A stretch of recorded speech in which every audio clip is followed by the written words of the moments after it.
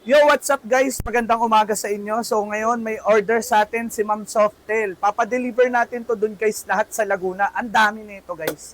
So ito, pakita ko sa inyo. Tara, isa-isa. So ito, meron siyang isang buong ulo. Tapos ito guys, may 6 na kilong yempo. Buo, then may dalawa, bali total of 8 kilos. Ayan, then may ribs din. Ito, kamto ribs guys. Ayan, kamto ribs ng baka. Then meron din siyang kenchi.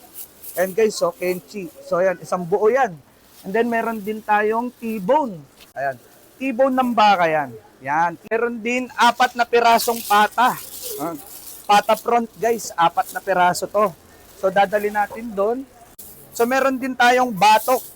Ito guys, yung batok natin, mga 3 kilo to. Marami-rami rin. Then may chicken feet, 2 kilo.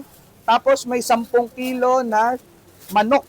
Ito, 10 kilong manok to guys. Buo. Ayan. So 10 kilo yan. Meron din tayong pork chop. Ayan. 6 na kilo to guys. 6 na kilong pork chop.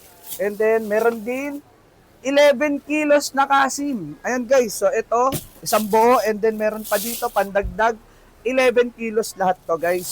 Tapos, ano pa ba? Ayun, ito, spare ribs. 10 kilos na spare ribs guys.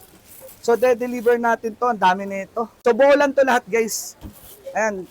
Siyempre, lahat ng yan, ihatid na itong kapatid ko, guys. Siya maghahatid doon sa Laguna. Ito yung rider natin, si Troy. So, siya maghahatid doon sa Laguna. And then, yun. Maraming salamat po, Ma'am Softel.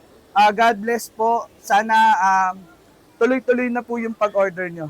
Yun lang po. Maraming salamat, guys. Bye-bye. Thank you.